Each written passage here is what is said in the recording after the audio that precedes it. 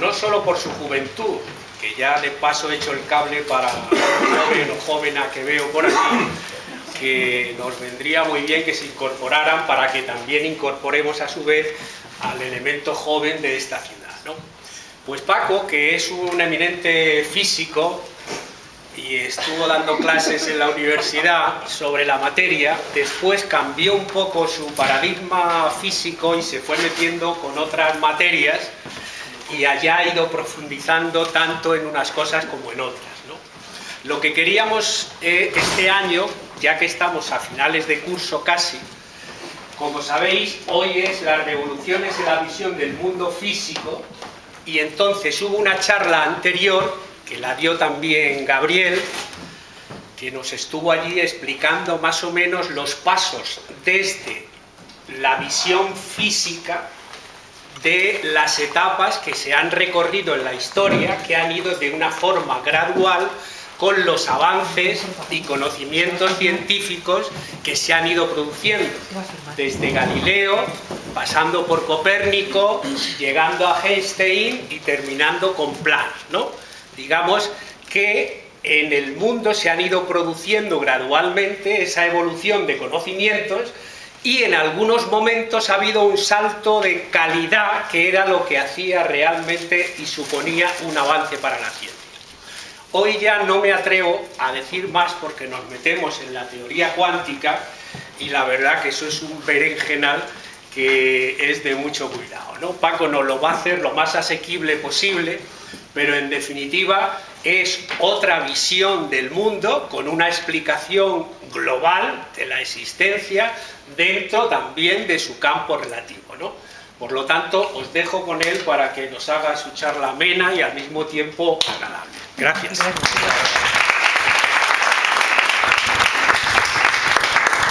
Buenas tardes a todos y gracias por venir.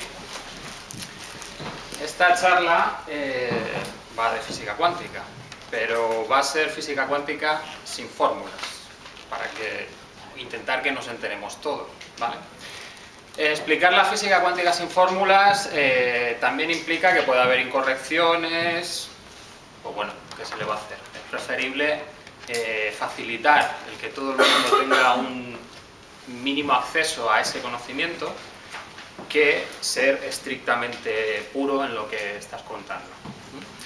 Además de esa intención, he relacionado la física cuántica con la evolución un poco porque en la Universidad Popular se trabaja en temas transversales.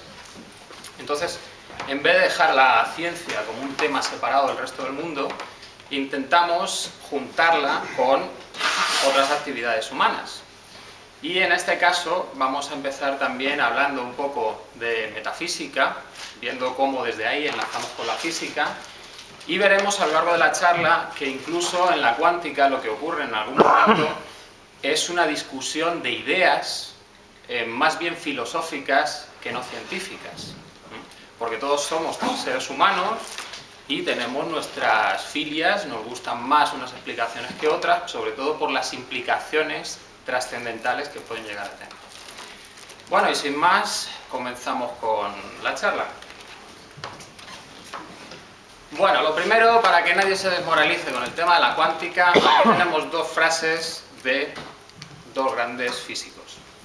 La primera es de Niels Bohr, que fue casi uno de los padres que avanzó ya hacia lo que es la mecánica cuántica, que nos dice que cualquiera que piense que puede hablar sobre la teoría cuántica sin marearse, ni siquiera ha empezado a entenderla. O sea que por mi parte también es un atrevimiento el ponerme aquí a explicar la física cuántica. Y luego tenemos a Feynman, que lo he descubierto yo también hace poco, gracias a que he preparado esta clase, o sea que también me ha venido muy bien. Y nos dice que puede afirmar con tranquilidad que nadie entiende la mecánica cuántica. O sea que si nosotros tampoco la entendemos no pasa nada, estamos al nivel de los físicos más grandes, no hay problema. Bueno, pues a lo largo de la historia de la humanidad lo que se ha buscado es darle un sentido a la realidad, explicar la realidad. Y para eso ha existido durante mucho tiempo lo que se ha llamado metafísica. La metafísica la podemos definir como una rama de la filosofía que se encarga de estudiar la naturaleza, estructura, componentes y principios fundamentales de la realidad. Eso es una definición así como muy académica y nos lleva a la primera pregunta. ¿Pero qué es la realidad? Y eso ha sido una pregunta muy importante que ha llevado a un montón de respuestas, y una de las respuestas clave es la de pienso, luego existo. Esa respuesta lo que implica es no tengo ni idea de lo que es la realidad, pero sé que existo porque estoy pensando. A partir de ahí luego ya veremos qué pasa. Bueno, pues esa respuesta llevó por dos caminos. Un camino que decía que realmente nuestra mente era la que más o menos generaba la realidad, o la importante en la realidad. Y por el otro lado, otra corriente que lo que se basaba era en lo palpable, en lo que podríamos llamar real. Es decir, una intentaba, lo que decía era que los conceptos de la filosofía natural, que luego sería la física, no son más que construcciones mentales propuestas para explicar la experiencia sensorial, que puede ser falsa. Y la otra, que conocida como positivismo, nos dice que el único conocimiento auténtico es el que se basa en la experiencia sensorial real. O sea que son totalmente contrapuestas las ideas. A lo largo del siglo XIX, la que va a triunfar es el positivismo, y de hecho se llega un paso más allá a lo que podemos llamar mecanicismo. Y el mecanicismo nos dice que todo en la realidad obedece a leyes físicas y químicas, y que todo al final es explicable a partir de esas leyes. Es un poco fuerte así enunciada, y para poder trabajar de esa manera lo que utilizaban los científicos era un método que denominaron el método científico. Ese método nos permite trabajar con esa realidad y obtener consecuencias. ¿En qué se basa el método científico? Pues lo primero es en observar qué está ocurriendo. Yo observo a través de mis sentidos o con aparatos. También utilizo un razonamiento, porque a partir de lo que observo intento sacar por qué ocurre eso. Y el siguiente paso es comprobar si lo que yo he razonado es cierto. Y para eso hago experimentos, para comprobar si mi hipótesis coincide con la realidad. ¿Bien? Bueno, pues de la idea mecanicista podemos hacerla un poco más humilde, y realmente la física lo que nos informa es de las reglas del juego de la realidad. Podemos comparar con un juego de ajedrez. En el juego de ajedrez, las reglas de movimiento de las fichas serían las reglas de la física fundamental. Nosotros realmente no tenemos por qué saber cuál es la intención del movimiento de una ficha, pero sabemos cuál es la regla de ese movimiento. Para la física, con eso vale. Y simplemente con saber esas reglas, suponemos que entendemos la realidad. Por lo tanto, teniendo en cuenta estos detalles, podemos definir el positivismo científico como que todo lo que podemos saber es qué modelos matemáticos describen mejor la realidad. La ciencia define la realidad a partir de modelos. Son aproximaciones, no es la realidad en sí. ¿Bien? Eso es un punto muy importante, porque la típica broma en física es esta. Vamos a calcular, y calculamos a partir de una vaca esférica de radio 1. Y a partir de eso yo puedo llegar a unos resultados que se corresponden más o menos con la realidad. Pero la realidad no es esa. Incluso en los campos también tenemos algo parecido. Esto es un modelo y esta es la realidad. Pueden parecerse, pero no son iguales. ¿Bien? Bueno. Richard Feynman para mí, os he comentado antes que ha sido un descubrimiento, porque es de los pocos científicos a los que le he escuchado decir no tenemos ni idea de por qué se produce esto. Luego es un científico que realmente no tiene miedo a reconocer hasta dónde llega. Y eso le permite ver las cosas con mucha mayor claridad. Hay una historia curiosa sobre Feynman, que le hicieron un test de inteligencia en el bachillerato y dio 125, que no está nada mal, pero no llega a ser genio. Y ese mismo año se explicó él mismo, aprendió un montón de temas de matemáticos bastante complejos por su cuenta, lo que no encaja demasiado bien con ese cociente de inteligencia. Bueno, Feynman acota muy bien lo que es la física. Y he extraído estas frases de uno de sus libros para que veáis lo que nos cuenta.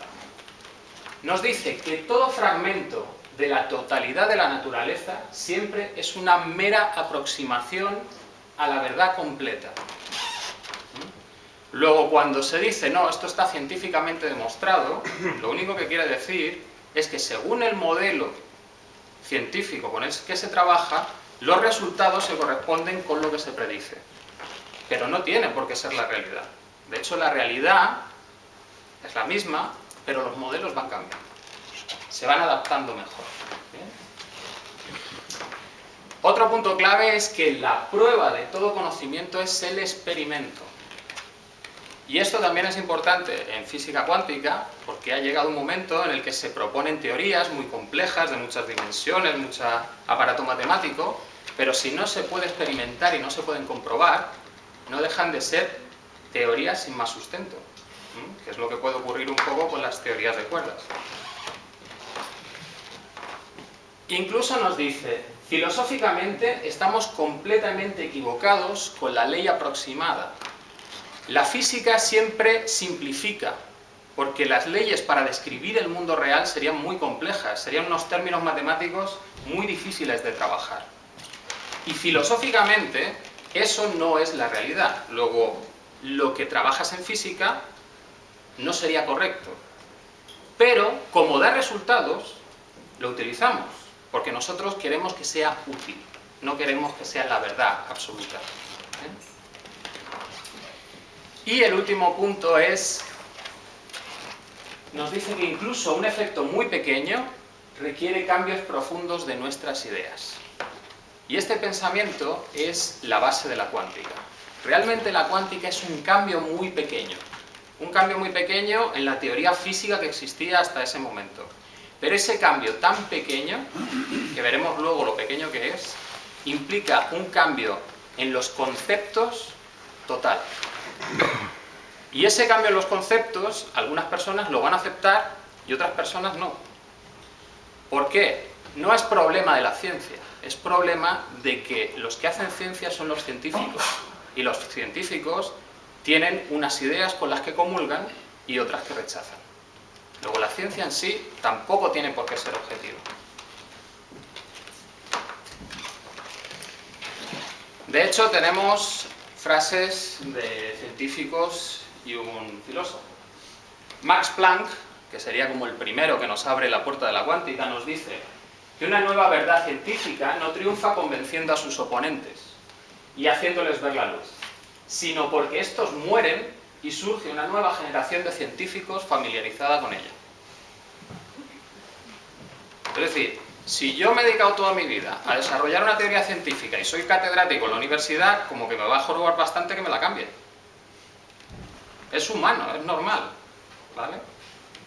¿Que nos venden otra cosa en los libros? Bueno, pero para eso están también estas historias que nos dejan un poco ver más cuál es la realidad humana de la ciencia. Arthur Schopenhauer dice, toda verdad pasa por tres fases. Primero es ridiculizada. Segundo, se le opone violentamente. Y tercero, es aceptado como autoevidente. Todos hemos pensado eso desde siempre, no ha habido ningún problema nunca. Y el último es David Bohm. Muchos creen estar pensando cuando meramente están reordenando sus prejuicios.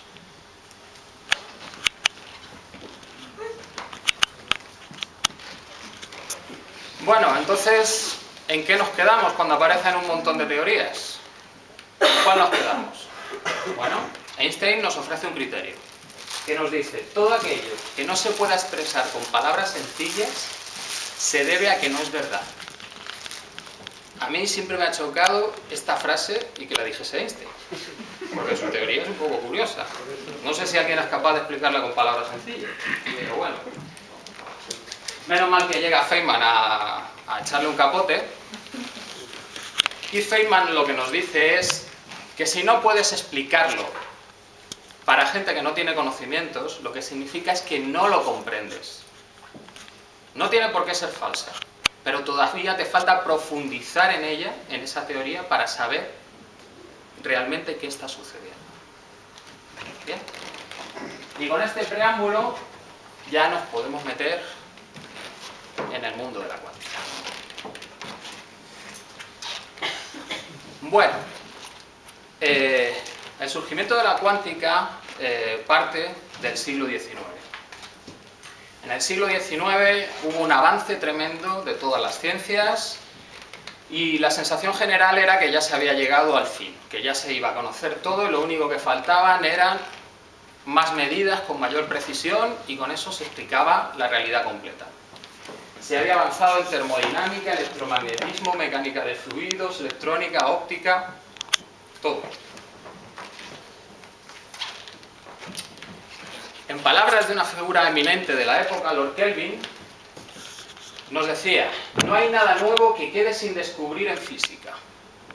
Todo lo que resta son medidas más y más precisas. Lord Kelvin, como pitoniso, no era muy bueno tampoco, porque después nos comentaba que ningún globo o aeroplano será un éxito en la práctica. No funcionó muy bien la predicción, pero era un tío muy bueno, ¿eh? El cero absoluto se debe a él, el concepto de cero absoluto. Hay un efecto eléctrico que también lleva su nombre.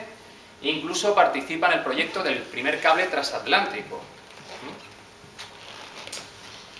Pero bueno, él sabía que había algunas nubes en la física todavía rondando por ahí. Lo que no veía era el cambio que se iba a producir. Esas nubes llevaban creándose pues desde 1859-60, en el que ya se apreció un problema con lo que se llama el cuerpo negro. El cuerpo negro no es más que una caja pintada de negro por dentro que se calienta y emite radiación. Eso debería hacerlo de una determinada manera y no lo emitía de esa manera. Había un problema. Y ya según nos acercamos al final del siglo, empiezan a aparecer más descubrimientos que descuadran la física que se conocía por entonces. Becquerel descubre la radioactividad y después se va a descubrir que los átomos producen radiación alfa, beta y gamma, que son diferentes tipos de radiación. Heinrich Hertz descubre el efecto fotoeléctrico y ese efecto no había manera de explicarlo con la teoría ondulatoria de la luz. No se podía en aquel momento. Y además Thomson descubre el electrón. En aquel entonces se pensaba que los átomos pues tenían una determinada forma, eran diferentes para cada uno de los elementos, pero eran indivisibles. Átomos no se pueden dividir. ¿De dónde sale ese electrón? Y este es el panorama con ese que nos encontramos con el cambio de siglo. Vamos a analizar uno a uno esos problemas. Lo primero es el que os comentaba de la radiación del cuerpo negro. Pues, como está en el dibujo, no es más que una caja pintada de negro por dentro que se calienta. Y lo que se mide es la radiación que va emitiendo a través de un agujero. Lord Rayleigh y Sir James Jean intentan obtener una curva que dé con los datos, encaje con los datos que se obtienen. Y el problema es que lo que ellos calculaban era la curva punteada. Esa curva punteada lo que decía es que según sube la temperatura del cuerpo negro, al final se iba a acabar emitiendo una energía infinita, y eso no podía ser. ¿Cómo ibas a emitir una energía infinita a partir de un calor que le estabas dando tú, que era finito? Lo que se suponía para modelar esto era que ponían en cada punto de ese cuerpo unos osciladores, que es lo que hacemos los físicos siempre. Solo sabemos resolver claramente el oscilador armónico y el péndulo cuando lo hacemos oscilar muy poquito. Luego eso, como lo sabemos hacer muy bien, lo metemos para atrás, ¿vale? Pues cogían los osciladores, los colocaban en el cuerpo negro y resulta que la solución que obtenían no cuadraba. Había algo que no encajaba. Y es lo que llamaban la catástrofe ultravioleta. Porque cuando se llegaba precisamente a calcular la energía del ultravioleta, aquello se disparaba y daba infinito. De hecho, los problemas de infinitos ocurren bastante en física. Y es un tema bastante curioso. Ya hablaré. Bien, pues fijaos que esas soluciones de Rayleigh y Jeans son de 1905. Pero ya en 1900 Planck, este hombre, había visto que no encajaban bien los resultados con la teoría. Y para encontrar algún modelo que pudiese funcionar, lo que supuso fue que los osciladores realmente no podían tener cualquier energía, sino que tenían que tener energías discretas. Unas sí y otras no. ¿Bien? Y lo que hizo fue, precisamente, pues buscar qué energías podrían tener y hacer los cálculos. Cuando hizo los cálculos, lo que le salía era una curva que encajaba perfectamente con los resultados. No se iba a infinito en ningún momento. Y entonces propuso su teoría. Él no utilizó la palabra cuánto y encima estuvo peleado con las implicaciones posteriores de esa cuantificación. ¿Cuáles son las implicaciones? Pues que una cantidad muy pequeña, fijaos la de ceros que tiene ese 7, es importante y cambia la física. Y no solo la física. Hay implicaciones, de hecho, en las mentes de las personas, porque tú crees que las cosas son de una manera, y si no son de esa manera, no quieres estar ahí. También es interesante conocer que en 1877 ya se había propuesto esa idea de que los estados de energía podían ser discretos, que no tenían por qué ser continuos. Y esto es otra de las cosas que ocurre en física. Cuando nos la cuentan, parece ser que hay un tío súper inteligente que se le ocurre en el momento una ecuación, la resuelve y ya está. Avance nuevo. No es cierto. Los avances se acumulan a partir de un montón de suposiciones, de investigaciones, de pruebas. Lo que pasa es que hay una persona que es la que logra publicar a tiempo, porque incluso hay veces que gente publica antes o no se atreve a publicar sus resultados, y el que sí se atreve y se le reconoce, pues es el que se lleva el mérito.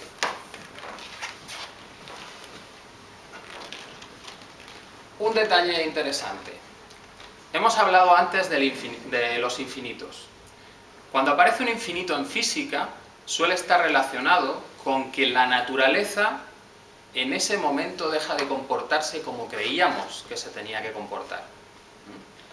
Y ocurre en diferentes situaciones. Otro de los problemas que habíamos anunciado antes era el efecto fotoeléctrico, el que había descubierto Hertz. El efecto fotoeléctrico era un problema grave, porque la luz en aquel momento se explicaba a través de ondas. Luego, la potencia de la luz, la intensidad de la luz, no era más que la medida de la energía de esa onda.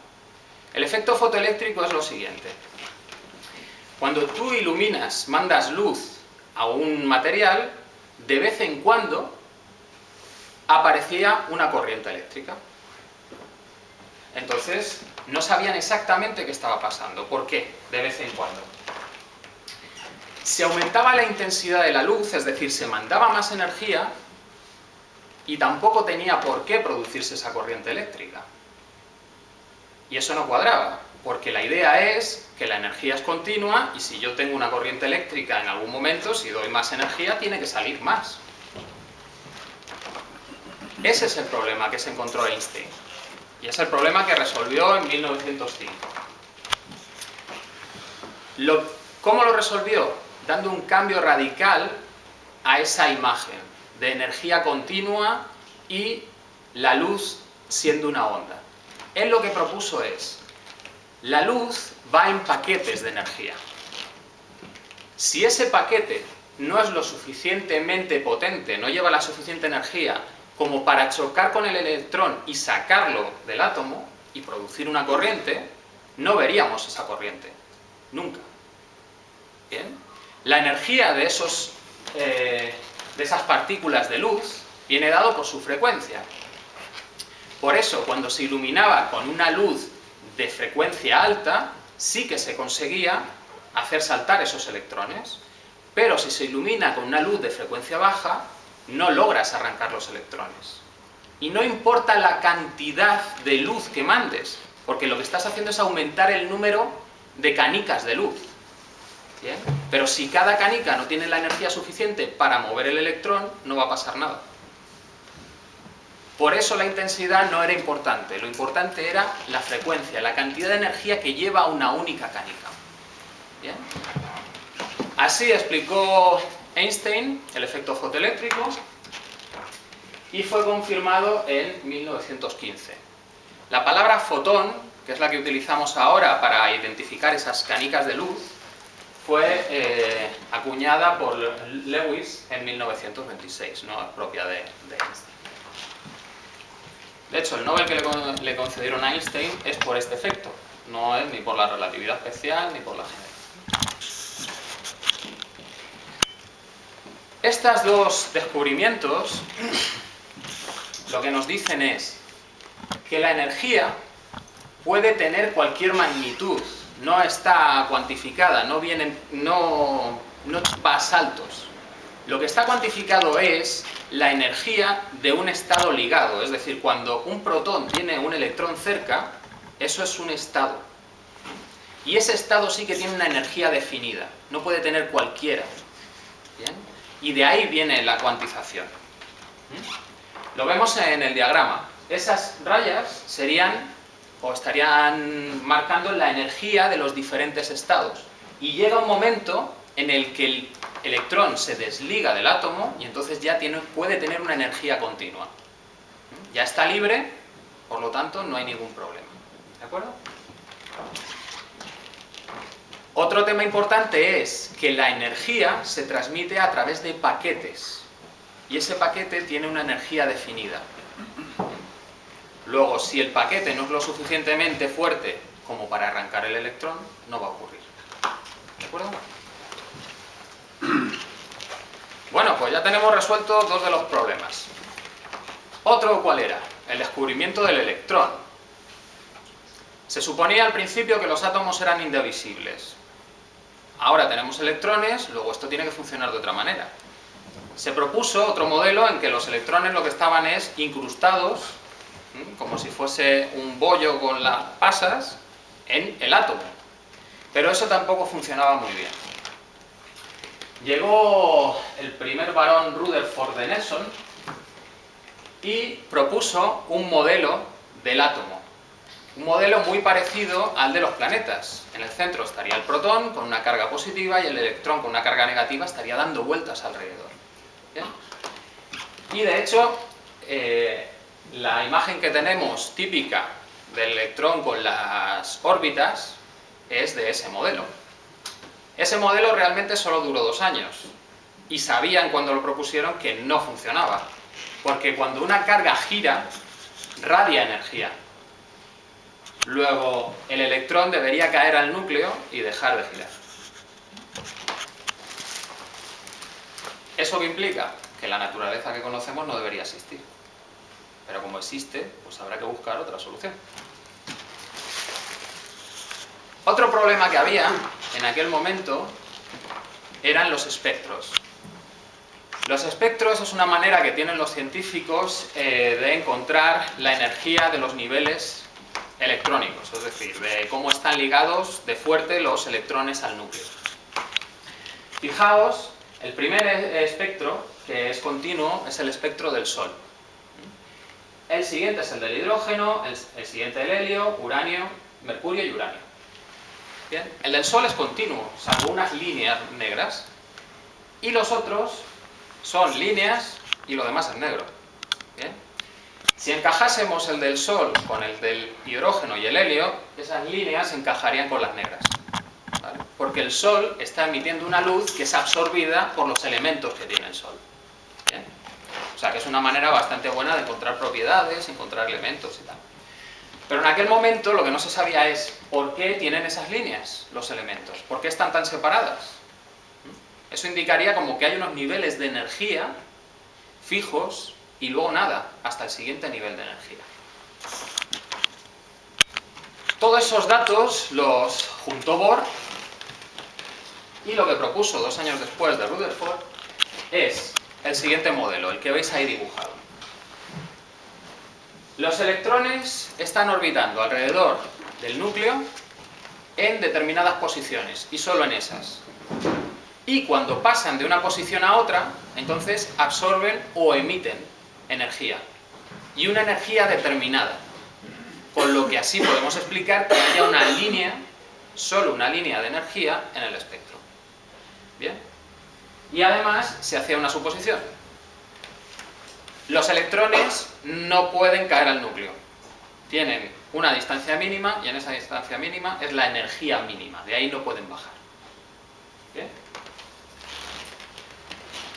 Bueno, pues el modelo convenció tanto que incluso le dieron un Nobel a este hombre, aunque hubo que hacer bastantes apaños porque esto tenía sus dificultades.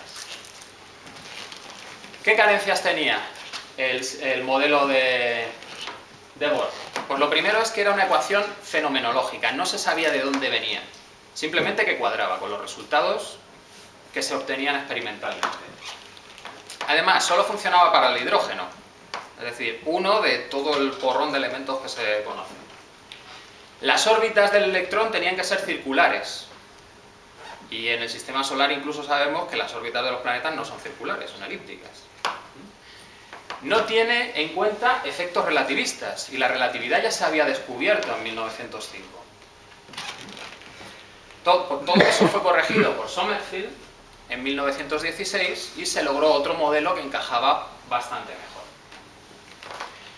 Bueno, pues estas teorías de Planck y de Bohr, que son fenomenológicas, es lo que se conoce como la teoría cuántica antigua. Bueno, pues esa pregunta de por qué el electrón está en ese orbital o en esa órbita y no puede decaer al núcleo, tenía que ser resuelta, porque eso está puesto ahí a capón, porque si no el modelo no me funciona, pero tendrá una explicación. La explicación la propuso Louis Victor Pierre Raymond, séptimo duque de Broglie. Tenían nombres curiosos esta gente. Lo que dijo fue, si toda onda conlleva una energía y la materia es energía, podemos suponer que la materia también es una onda. Esto sería relacionar los descubrimientos cuánticos con la relatividad. El E igual a mc cuadrado. Pues lo propuso, hizo una tesis y pues nada, le dieron el Nobel a los 3 años, porque descubrieron que realmente los electrones se comportaban como ondas. Esas dos fotos que tenéis ahí son una difracción de luz y electrones, y podéis ver que es muy similar. Eso es la demostración de que los electrones funcionan como ondas también. Si los electrones funcionan como ondas, toda la materia funciona como ondas. Nosotros también funcionaríamos como ondas. Lo que pasa es que vibramos cada 10 a la menos 52 segundos. Para hacernos una idea de cuánto es eso, la edad del universo son 5 por 10 a la 17 segundos.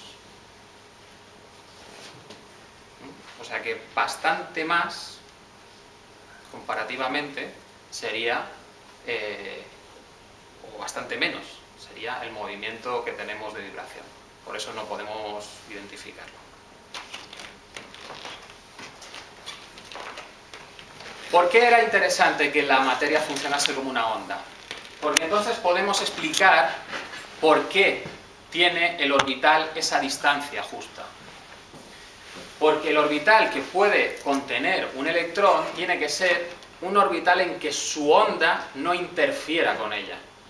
Porque si interfiere se destruye y desaparece la onda. Tienen que ser solo unas determinadas longitudes en las que permita caber la onda completa. Y entonces ya queda todo explicado. Solo puede tener el electrón determinadas posiciones que coincidan con múltiplos de su longitud de onda. O sea que la hipótesis podía explicar ya finalmente el por qué existían esas órbitas. Bueno, ya que hablamos de ondas y partículas, tenemos que tener en cuenta lo siguiente. Llamamos a las cosas ondas o partículas porque cuando nosotros interaccionamos con ellas, lo hacemos de una manera específica. Luego es una convención nuestra, más bien. Estamos dando nombre a la manera en que esas cosas reaccionan, no a lo que son. ¿Bien? Es un concepto ahí que...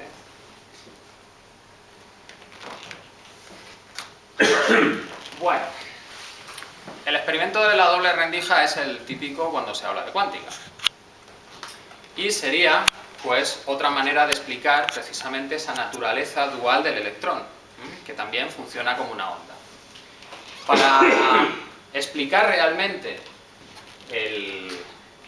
la clave del experimento de la doble rendija, hay que enviar los electrones casi de uno en uno. ¿Bien? Porque si envías muchos electrones, al final lo que tú puedes suponer es que los electrones pueden pasar por los dos agujeros y luego cuando interfieren, están interfiriendo unos con otros. ¿Bien? Luego eso no sería muy extraño, porque ya sabemos que los electrones tienen una onda asociada. El problema extraño viene cuando reduces el número de electrones y puedes casi enviar uno a uno los electrones por las rendijas. Luego no hay otro electrón con el que pueda interferir.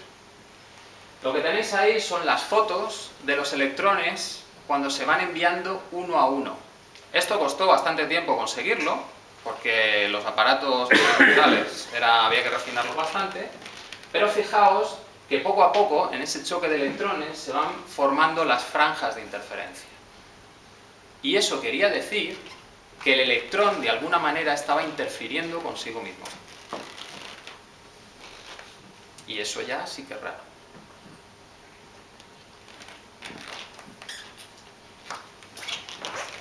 Bueno, pues llegados a este punto, todo lo que tenían los físicos eran ecuaciones encontradas para encajar con los resultados. No tenían un marco con el que explicar esas ecuaciones. ¿Bien? Entonces Bohr propuso que había que elaborar una mecánica nueva, que diese explicación a todo eso que habían encontrado, pero que además pudiese encajar con la mecánica clásica que todos conocían. No puede ser que dé otros resultados diferentes, porque lo clásico funciona. ¿Bien? Incluso también tenían que tener en cuenta esa mecánica, que es imposible detectar el estado de partícula y el estado de onda a la vez. Siempre detectas o el electrón en forma de onda o en forma de partícula, el fotón en forma de onda o en forma de partícula, no puedes encontrarlo a la vez. Heisenberg, que es el de la foto de arriba. Aunque el que le da el nombre de mecánica cuántica por primera vez es Born, el de abajo. ¿Bien? Heisenberg empezó a crear todo el aparato matemático desde cero, pero con una intención. Él iba a definir en ese aparato lo que se podía observar, solo lo que se podía medir, no lo que eran las cosas. Eso no le preocupaba. Lo que le preocupaba era encontrar resultados que pudiesen luego compararse con los experimentos. ¿Bien? Luego era positivista puro. El experimento es lo que manda. ¿Bien? ¿Qué encontró? Pues nada, encontró que las matemáticas para describir esos observables eran un tanto extrañas. Lo primero que tenía que utilizar eran series de términos infinitos. Y además, cuando quería calcular una propiedad, por ejemplo, el momento o la posición, tenía que hacer unos cálculos entre todos esos términos infinitos y le daba un resultado finito. Cosa bastante curiosa. Lo que en un primer momento desarrolló Heisenberg, luego lo fue comunicando. Normalmente se trabaja en equipos, o por lo menos con alguien que te llevas bien, y habló con Bohr y Jordan. Jordan es el hombre este que tenemos aquí, que de hecho es de descendiente de españoles. Aquí bien. Y lo que se dan cuenta es que todos esos elementos matemáticos extraños de Heisenberg son en realidad matrices. Y Jordan es una máquina con las matrices, arregla todo el aparato matemático de Heisenberg y lo dejan perfecto. Ya pueden dar explicación a las ecuaciones que se conocían, el por qué funcionaban. Eso sí, la pregunta seguía ahí. ¿Qué significan esas matrices? ¿Qué significa que sean infinitos términos? ¿Cuál es la respuesta de Heisenberg? ¿Lo puedo medir? No, no me preocupa. Ya está. La realidad, eso para el que la quiera pensar. A mí lo que me importa es encontrar resultados que se puedan comprobar. ¿Bien? Bueno, pues dentro de toda esa teoría encontraban que había ciertas cantidades que tenían un pequeño problema. Si esas cantidades no conmutaban, y las matrices normalmente no pueden conmutar, no son como los números, que da igual poner 2 por 3 o 3 por 2, lo que ocurría era que no se podían definir claramente los estados en los que se iba a acabar, que es lo que conocemos nosotros como el principio de incertidumbre. Es decir, no puedo definir exactamente dónde está una partícula si quiero conocer exactamente cuál es su velocidad. ¿Bien? Eso estaba implícito en las matemáticas que ellos utilizaban, de hecho es una deducción de las matemáticas. Pero se corresponde bastante bien con lo que nosotros observamos en la realidad. Los átomos o las moléculas nunca se paran. Cuando se llega al cero absoluto de temperatura, que se supone que ahí las vibraciones están en el estado mínimo, todavía siguen vibrando. ¿Por qué? Porque si dejasen de vibrar, tendrían velocidad cero y sabríamos su posición. Luego iría en contra del aparato matemático que ellos habían encontrado. Luego, había comprobaciones que se podían hacer y parece que funcionaban. Bien, pues el principio de incertidumbre va totalmente en contra del determinismo. En el siglo XIX, la idea, ya lo hemos visto antes, era el mecanicismo, es las leyes físicas y químicas son fijas y me describen la realidad completamente. Cuando yo mido, me encuentro dónde está mi partícula, qué velocidad tiene, qué energía, lo mido todo. Y ahora resulta que no lo puedo hacer. Ahí chocan las dos corrientes de pensamiento.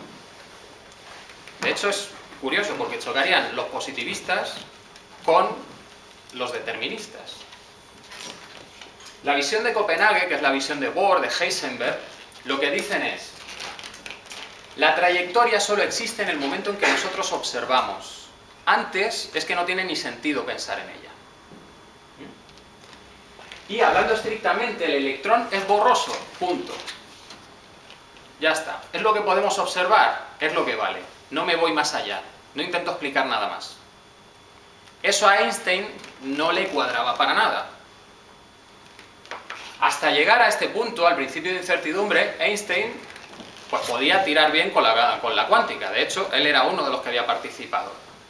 ¿Vale? La cuántica pues es algo que tiene sus cualidades y tal, pero todavía puedo medir, puedo hacer cosas. Pero en este momento me están diciendo que las partículas no están fijas.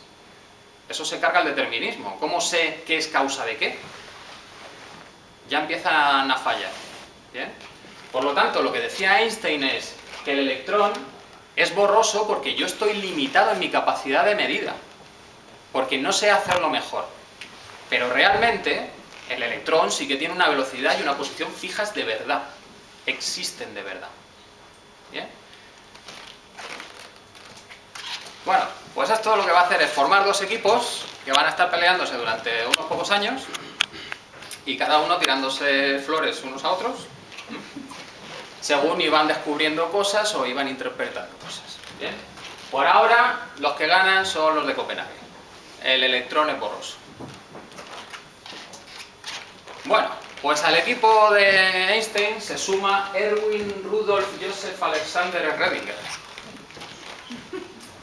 Y fijaos lo que opinaba.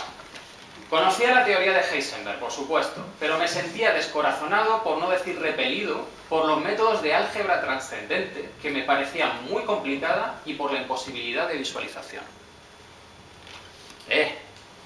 Que la matemática también les parece complicada a los físicos. Que se tiran 7 años para manejar esto, ¿eh?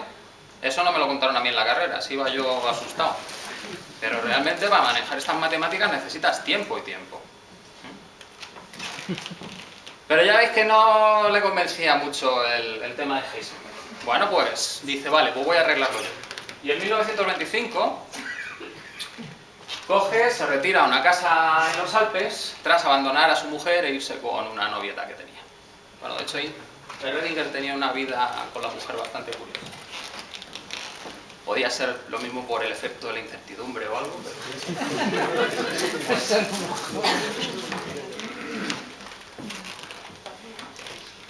La formulación de Heisenberg, la formulación matemática, se puede resumir como que interpreta que todo es una partícula y a partir de ahí hace sus cálculos. Schrödinger dice, vale, si hacer esos cálculos de esa manera me lleva al principio de incertidumbre, voy a hacerlo al revés. Voy a trabajar desde la naturaleza ondulatoria de la materia. Como sé que es onda y partícula, me voy a la forma de onda. Y en 1926 encuentra una fórmula muy sencilla, similar a las de Maxwell, del electromagnetismo, conocida por todos y que todo el mundo sabía manejar, y que describe el comportamiento de esas ondas de materia. Todo genial. Tenía toda la información del electrón, todas sus características, condensadas en una función matemática. El problema es que era una función matemática compleja. Los complejos son una clase de números un poco especiales, porque contienen el raíz de -1. Normalmente cuando has empezado a trabajar con matemáticas y tal, hay un tipo de ecuaciones de segundo grado que cuando las resuelves, pues pueden aparecer esos números. Pero lo que se suele decir es, estos complejos no tienen significado real, no lo puedo medir, luego me lo cargo.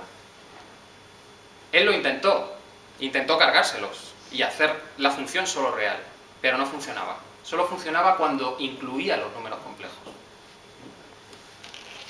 La cuestión es que luego, cuando hacía operaciones matemáticas para encontrar los valores medibles, desaparecían esos números complejos y aparecía un número real. Pues bueno, pues si esto funciona, pues es lo que hay y vamos a utilizarlo. ¿Qué significado le daba Schrödinger a su función de onda? Pues que realmente la masa y la carga de ese electrón no estarían en una bola, en una canica, sino que estarían dispersas alrededor de un espacio. ¿Bien? Y estaría definida la cantidad de electrón en cada uno de sus puntos por la intensidad de la función de onda. Esa intensidad es más o menos elevar al cuadrado la función de onda, con lo que se te va al complejo.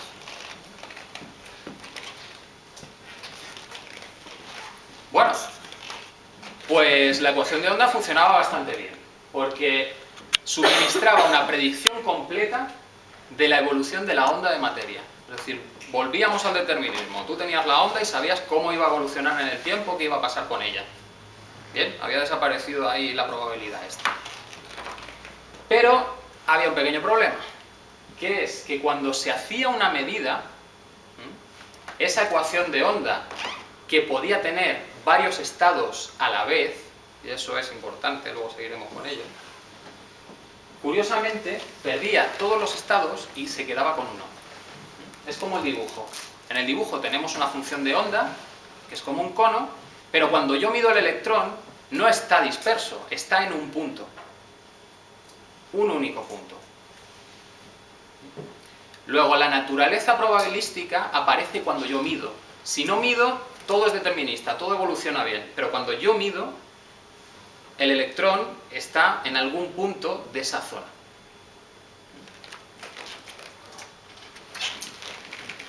Bueno, pues la acogida de la función de onda, de la ecuación de Schrödinger, fue muy buena. Porque era mucho más sencilla de usar, no tenías que andar con las matrices estas locas que la entendía poca gente. Y además pensaban que no tenía el principio de incertidumbre. Luego ya está, me lo he quitado de encima. Lo que significa es que aquello no funcionaba bien. Bueno, Heisenberg no opinaba lo mismo. Cuanto más pienso sobre la parte física de la teoría de Schrödinger, más repulsiva la encuentro. Lo que Schrödinger escribe sobre la visualizabilidad de su teoría probablemente no es del todo cierto. En otras palabras, es una basura. ¿Os dais cuenta de lo equilibrados y objetivos que son los físicos, no? Por supuesto, no son personas, son máquinas. Bueno, pues habían conseguido los chicos de Einstein como darle un varapalo a Heisenberg. Bueno, hasta cierto punto, porque Schrödinger, aunque no le gustaba la cuántica, sí era consecuente con la física. Y él mismo demostró que su teoría y la de Heisenberg eran equivalentes. Es decir, que su teoría también incorporaba el principio de incertidumbre. ¿Por qué? Porque la indeterminación no se debe simplemente a que observar el electrón lo modifiquemos. Al iluminar ese electrón para saber dónde está lo estemos perturbando. No, el electrón también es una onda. Y la onda no está muy bien definida dónde está y cuál es su velocidad. Luego ahí, si quiero saber exactamente dónde está, empiezo a encoger la onda, con lo que pierdo su longitud, no puedo calcular su velocidad, y si estiro la onda para saber bien la distancia entre picos, que eso me daría su velocidad, pues ya está muy extendida. Luego no sé exactamente dónde está. ¿Bien? Luego en esa formulación está incluido también el principio de incertidumbre. Bueno, en estas el equipo de Copenhague contraataca y dice: a ver, aquí hay experimentos en los que me estás diciendo que el electrón que está esparramado ahí por una zona choca con un núcleo y según tu ecuación se divide en dos. Y hay un cacho por un lado y otro cacho por otro. Pero cuando yo mido solo está en un punto. ¿No será que realmente no es que el electrón esté extendido, sino que lo que tú me estás dando es una probabilidad de encontrar el electrón en un punto? Y eso es lo que propone Born. ¿Bien? Pero fiel a la interpretación de Copenhague, dice que hablar de lo que hace el electrón antes de que yo lo observe, da igual. No es importante. Lo único importante es lo que yo mido, porque eso es lo que me vale experimentalmente para comprobar las cosas.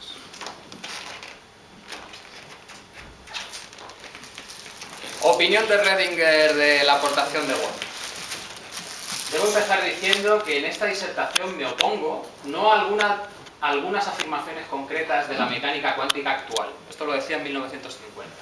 Me estoy oponiendo al conjunto.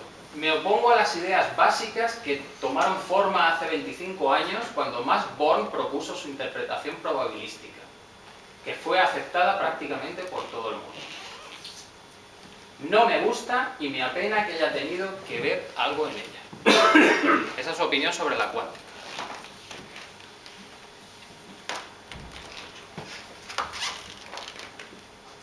Y vuelven a ganar los de Copenhague.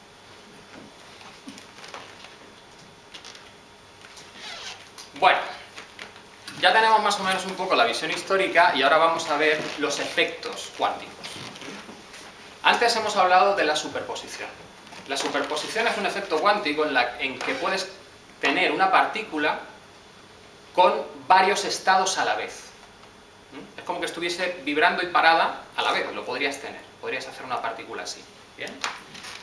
Que lo podríamos visualizar como cada uno de los estados serían las ondas simples que vemos debajo y la suma de todos esos estados es la onda compleja que tenemos encima. ¿Bien? Ese es el estado superpuesto. Ese es el estado que al meter en la ecuación de Schrödinger evoluciona, sabemos qué le va a pasar a esa onda, cómo va a funcionar. Pero cuando medimos, lo que ocurre es eso. Colapsamos, ¿sí? Le han puesto ese nombre, colapsar la función de onda, y lo único que obtenemos es uno de los estados que componían la superposición. ¿Bien? Eso sí que es un poco complicado.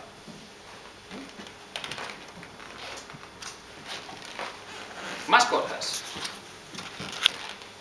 La ecuación de onda de Schrödinger explica muy bien cómo funciona el átomo de Bohr. Podríamos ver el átomo de Bohr simplemente como un pozo.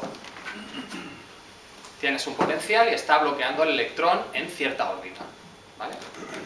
Por lo tanto, en esas órbitas lo que puedes tener es una onda con una frecuencia de 1, o puedes tener una frecuencia de 2, o 3, o 4. Es decir, ondas que encajen perfectamente entre las paredes, ¿vale?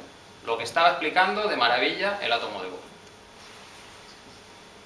También, cuando se resuelven las ecuaciones, lo que vemos es que podemos, aunque tengamos una repulsión en los lados, cuando el electrón está confinado en el átomo, ¿vale?, tiene una posibilidad, aunque no tenga la energía suficiente de salir, de escaparse. Queda mejor explicado en la imagen de la derecha. Cuando algo está ligado, hay como una barrera de energía que tienes que superar. Y, según lo que mides, la energía de tu electrón no podría superar esa barrera. ¿Bien? ¿Pero qué ocurre? Que esa barrera realmente no es que sea una pared inamovible.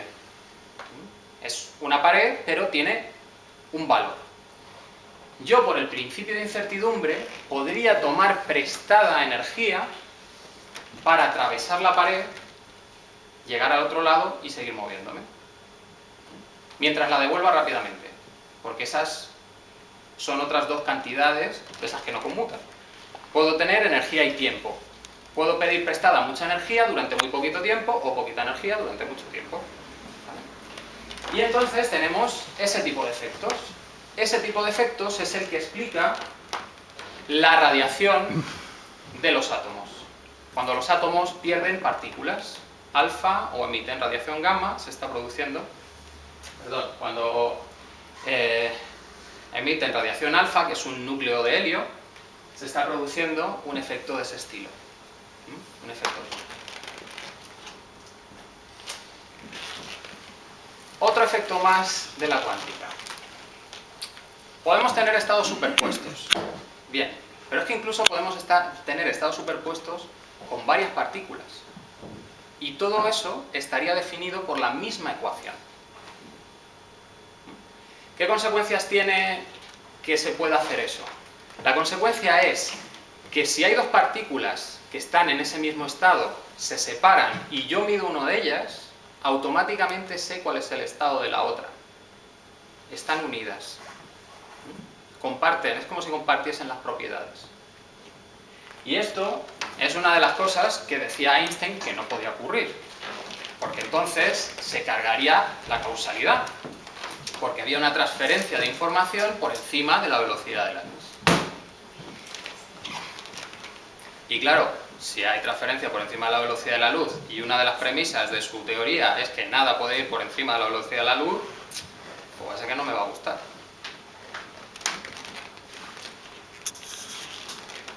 Bueno, ese efecto, últimamente, se oye el término teletransporte cuántico, ¿vale? Y realmente el teletransporte cuántico lo que está hablando es de ese mismo efecto. No es posible el teletransporte de Star Trek de coger un cuerpo y llevártelo a otro sitio, porque para hacer eso tendrías que conocer todas las propiedades exactamente de todos los átomos, y por el principio de incertidumbre no puedes saber todas las propiedades exactamente. Con lo que al final no tendrías un cuerpo exactamente igual que el otro. Luego, ese no es del que se habla. Del que se habla es de pasar propiedades de unas partículas a otras. Y eso lo hago entrelazando dos partículas, separándolas y luego entrelazando otra más con la primera. Al entrelazarla, esta cambia y la otra también cambia. ¿Bien? Este efecto fue comprobado en 1997 y a una distancia de unos 600 metros o algo así. Fue por debajo de un río.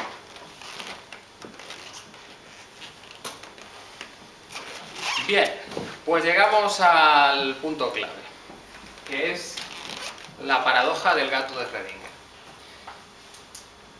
Si los estados pueden estar superpuestos y pueden estar entrelazados, yo podría generar un experimento en el que se produzca eso. Y el experimento es, tengo un átomo que se desintegra y pongo un contador para ver cuándo ocurre. Yo no sé cuándo va a ocurrir, hay una probabilidad de que ocurra en un cierto momento y eso viene definido por la superposición de estados de ese átomo. Bien, pongo el contador, ese contador, si detecta la emisión de la radiación, lo que va a hacer es romper un frasco de veneno y el gato, que también voy a meter en la caja, se va a morir. Si yo tengo que describir eso con ecuaciones de cuántica, lo que estoy haciendo es que la primera superposición la voy a entrelazar con el gato y al final el gato va a estar en un estado medio vivo, medio muerto, porque también el átomo está medio entero, medio desintegrado. Eso no acaba ahí. La implicación de eso es que si hay un observador humano, también lo puedo meter en la caja. Y el observador humano está también en un estado que está mitad viendo al gato muerto, mitad viendo al gato vivo. Y eso puedo seguir haciéndolo las veces que quiera, de tal manera que al final mi medida, es decir, que yo me entere de que ocurre algo, fija toda la probabilidad de todos los demás. Bastante curioso.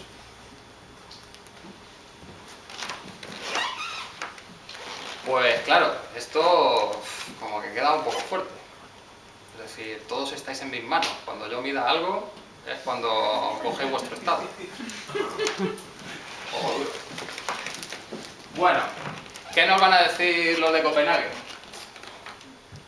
Las matemáticas de la física no representan lo que son las cosas, sino lo que medimos de ellas. Luego, todo ese barullo de los estados así a medias no existe. Cuando midas es lo que te importa.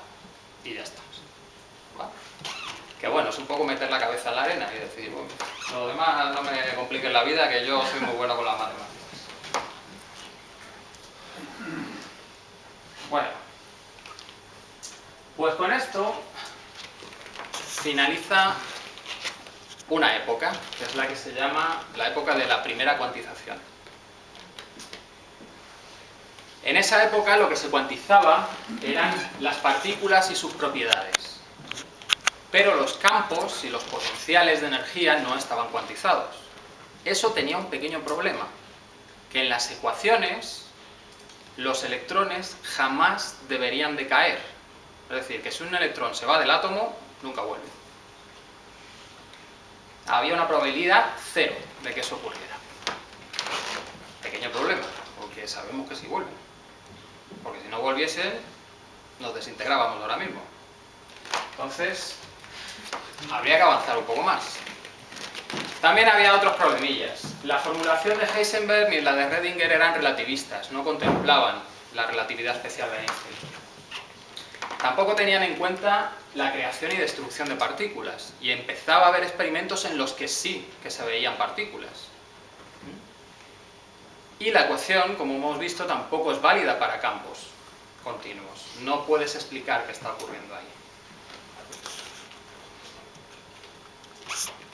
Con lo que se tiene que dar un nuevo avance y llegar a lo que se va a llamar la segunda cuantización. Este hombre es, a ver si lo digo bien, Wolfgang Pauli, que recibió el apodo de la consciencia de la física. Era un tío súper detallista y súper estricto con todas las soluciones y teorías físicas. O sea que en cuanto veía un artículo que tuviese un error, ahí que iba él a poner las cosas en su punto. Y ya cuando era un artículo que era muy teórico, que no era ni aplicable, decía pues eso, que era incluso peor que tener un error, porque es que ni era aplicable en la realidad. Pues este hombre empieza a ver una serie de experimentos que no funcionan. Se empieza a comprobar que los electrones tienen que tener alguna propiedad extraña, porque al medir los espectros aparecen dos líneas y eso es un poco raro.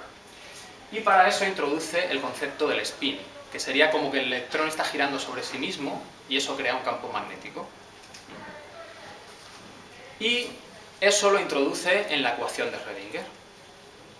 También crea el principio de exclusión de Pauli, que dice cómo se llenan las órbitas en un átomo de electrones, cómo van cayendo los electrones en las diferentes órbitas.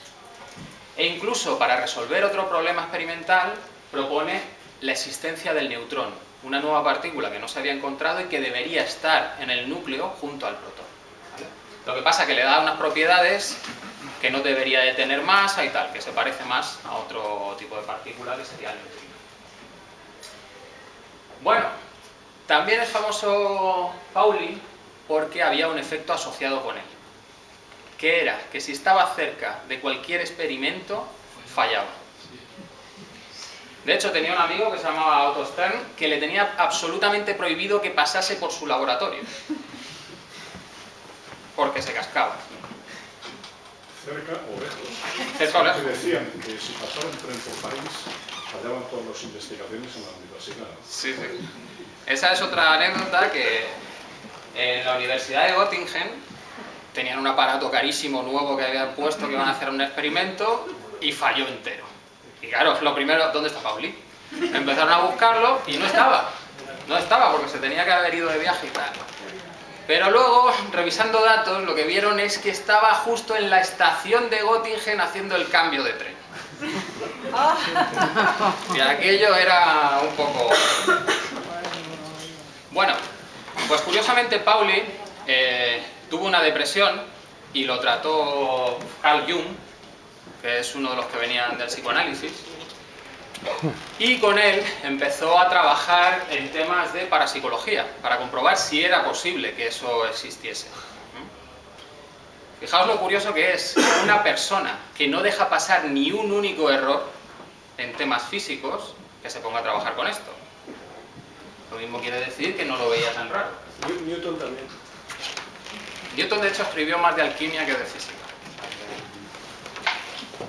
Bueno, aquí tenemos a Paul-Adrien Maurice Dirac.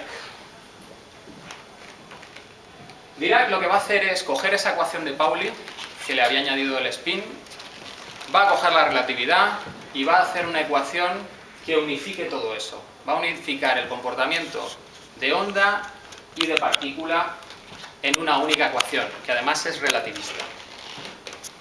¿Qué ocurre cuando hace eso? Que empiezan a aparecer resultados extraños. Uno de ellos es que aparecen resultados de energía negativa. Ya la energía no solo es EmC cuadrado, es Em menos C cuadrado, o menos mc cuadrado. Tenemos dos resultados. Y al ver esos resultados, lo que él propone es que realmente hay partículas que son lo opuesto, las antipartículas. Lo propuso en el 31, en el 32 encontraron los positrones, que sería la antipartícula del electrón, y en el 33 le dieron el Nobel, porque, vamos, vaya fiera.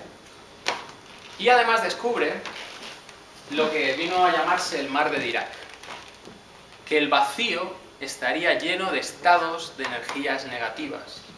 Es decir, el vacío podría estar lleno de partículas y antipartículas.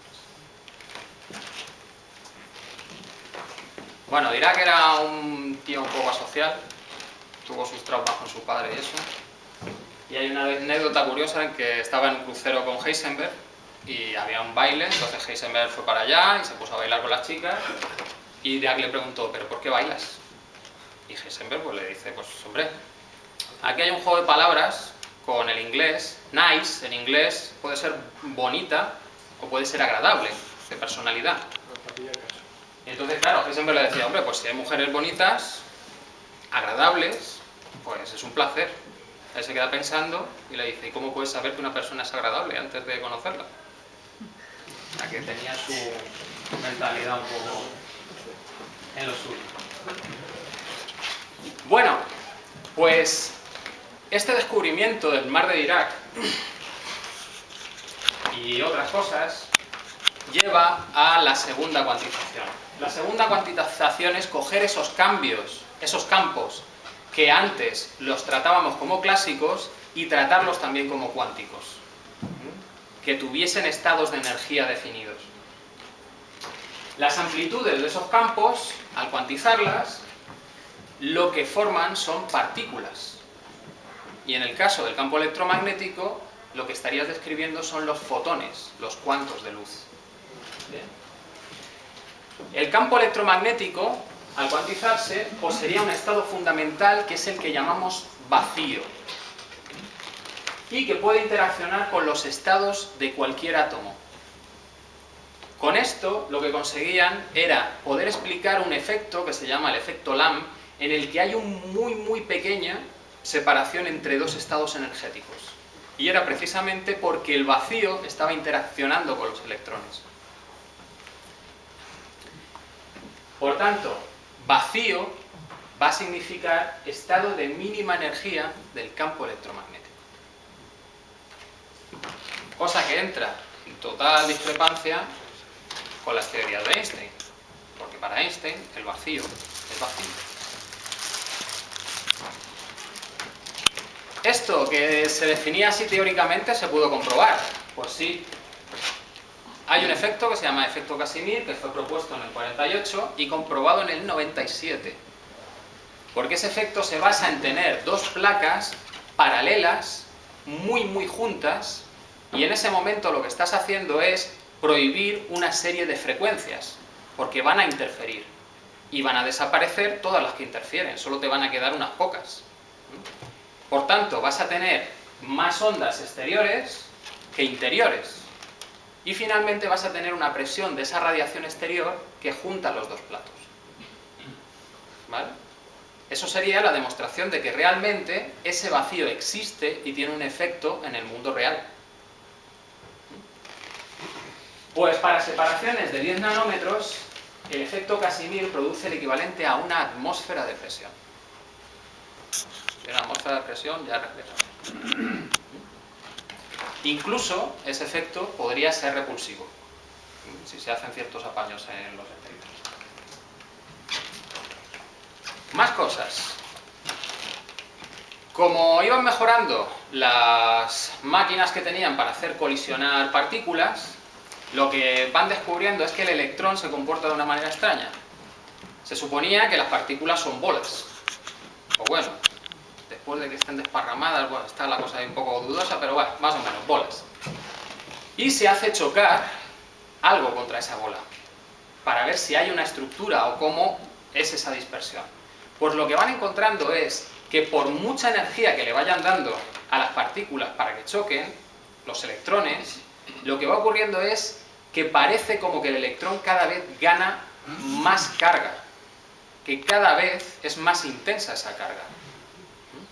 Luego realmente ese electrón no sería una bola con una carga definida, sino que cada vez, cuanto más me meto hacia su interior, más aumenta su carga.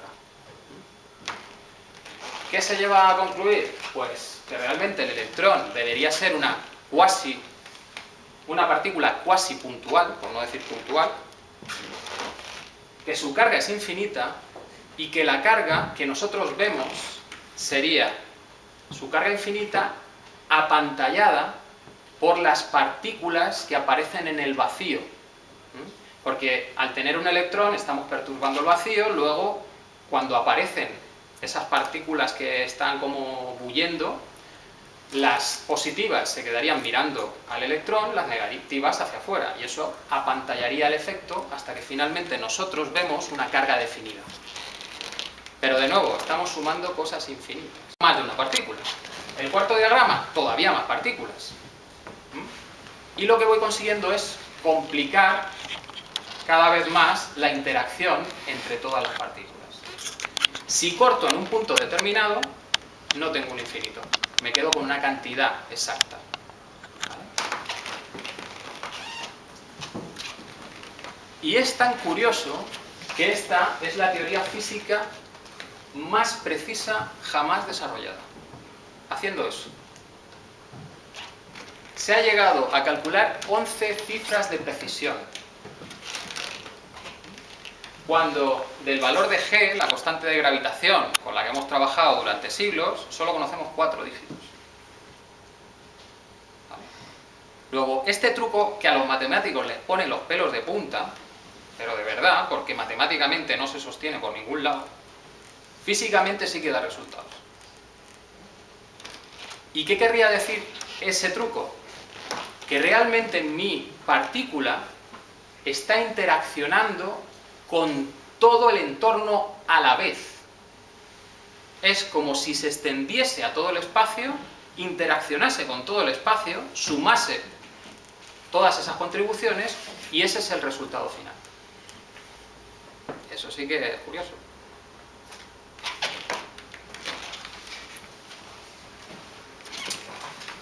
Bueno, pues la teoría cuántica todavía sigue unos años más y se llega a la interacción débil, la interacción fuerte, bueno, pero eso lo vamos a dejar. Y nos vamos a parar aquí, porque ya tenemos las cosas gordas. Que es, tenemos la superposición, el entrelazamiento y el vacío cuántico. Y todo eso es muy raro. ¿Qué significa? Que mi partícula esté interaccionando con todas las posibilidades que hay de interacción y que eso me dé un resultado muy preciso. ¿Es real? ¿No es real? ¿Qué está pasando ahí? Pues no lo saben ni los físicos. Porque de hecho hay una porrada de interpretaciones de qué está ocurriendo en la realidad. Tenemos un tipo de interpretaciones que las podemos llamar deterministas. Es decir, vamos a volver al siglo XIX y nos vamos a quitar de en medio todas estas cosas raras de la cuántica. ¿Cómo lo consigo? Pues digo que por cada probabilidad que haya, por cada estado de esos superpuestos, lo que ocurre es que hay un montón de universos paralelos y en cada uno de ellos aparece cada uno de esos estados. Ya está, es determinista, pero como son universos paralelos, yo estoy en uno solo y no me doy cuenta de más. Pero es un determinismo, puro y duro. ¿Vale? Hay otra interpretación que usan la decoherencia en vez del colapso, que lo que significaría es que realmente ese estado transfiere la información al resto del espacio, toda la que le sobra, y tú realmente solo mides una, pero no estás perdiendo nada, todo lo demás está yendo al resto del espacio. Bueno. Tenemos otra interpretación que es determinismo con aleatoriedad. Es decir, vale, yo puedo aceptar que haya partículas que estén bullendo ahí en el espacio y que eso pueda hacer que mi electrón no esté justo en un punto, sino que se esté moviendo y tal. De hecho, a Einstein eso no le molestaría nada, porque uno de sus trabajos fue el movimiento browniano, que más o menos es eso, es tengo una partícula y está chocando con otro montón de partículas que se están moviendo. No pasa nada, todo bien. Pero eso querría decir que hay un mecanismo por debajo de la cuántica, que la cuántica no está explicando la realidad, hay más, y no lo conocemos, que era lo que proponía él. Luego tenemos la interpretación probabilística, y es, las cosas son así, punto, no le dé vueltas. Es lo que calculamos, con eso nos vale. ¿Para qué te vas a meter más allá? Y la última es la que introduce la consciencia. Porque hubo un momento en la historia de la filosofía en la que se separó el mundo natural de la consciencia. Eso es otro mundo aparte que se explicará algún día o no, pero no tiene nada que ver con el mundo físico. ¿Bien? Von Neumann propuso, allá hace bastante tiempo, que si realmente todo el universo es un sistema que se puede describir con una única ecuación de onda y estaría todo acoplado, para colapsar esa función de onda tendría que haber algo externo al universo que midiese, porque si no, tendría que colapsar solo. Y según la ecuación de Schrödinger, eso no colapsa, eso evoluciona en el tiempo si nadie lo mide. Pues tiene una buena explicación. Esa fue apoyada también por Wigner, pero luego al final se retractó un poco, ya también es un poco chungo, nada contracorriente. Y últimamente de Penrose, que es que colaboró con Hawking en desarrollo de ecuaciones de estas para agujeros negros y tal, pues también vuelve a proponer algo de este estilo. Que la consciencia realmente es algo más y que es algo que puede interactuar en el mundo físico. De hecho, tendríamos una pregunta. La pregunta filosófica que queda es: ¿dónde queda el libre albedrío?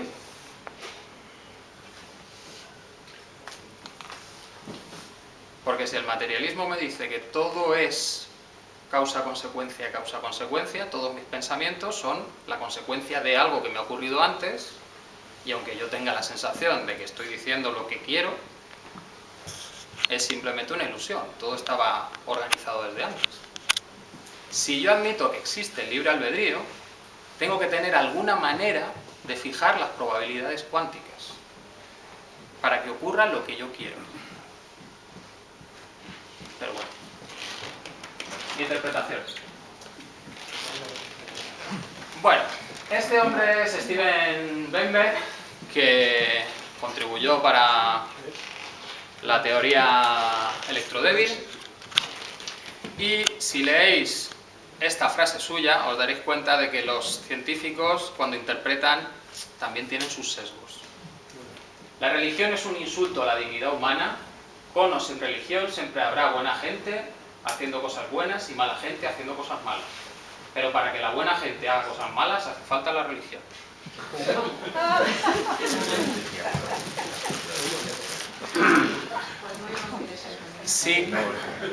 Si nos vamos un pasito atrás en esta argumentación, lo que significa es: voy a luchar como sea contra toda interpretación que deje por ahí en medio un espíritu, un dios o algo parecido. Nada me puede tocar la realidad física, porque si no va a aparecer Dios, y Dios no puede estar ahí. Luego, cuando un físico defiende una postura, hay que saber de qué pie coger, porque teorías hay muchas, y vamos a ver algunas.